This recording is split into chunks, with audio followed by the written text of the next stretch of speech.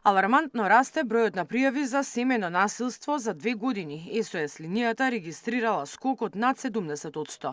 Психичко, физичко и комбинирано насилство се на врвот на оваа статистика, а Центарот за социјални работи и полицијата се први кои реагираат по пријава.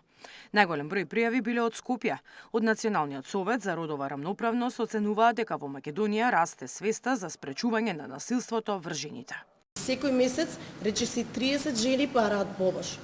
Проширување на достапноста на услугите, растот на јавувањата покажува потреба од повеќе капацитети и ресурси. Во последната година податоците од СОС линијата покажуваат континуиран раст на бројот на јавувања, особено во случаи на комбинирано насилство, физичко и психичко, кое доминира во речиси сите месечни извештаи. Најголем дел од жртвите се жени, но трендовите укажуваат и на зголемен број на мажи жртви и стари лица, што го проширува опфатот на популацијата која бара поддршка. Во текот на оваа година најмладата жртва на насилство е 16 годишно девојче.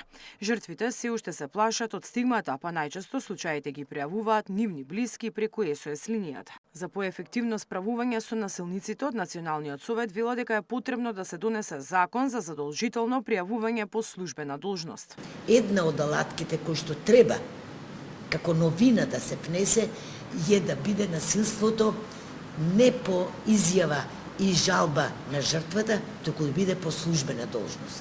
Тоа ќе биде многу едно по-соодветно решение и побрзо излегување од насилната средина, за разлика од самите жртви кога одат преку институциите, ние како бесплатна СОС линија и бесплатно советување, кога ќе напишеме до било која институција, ние имаме извонредна повратна информација и соработка.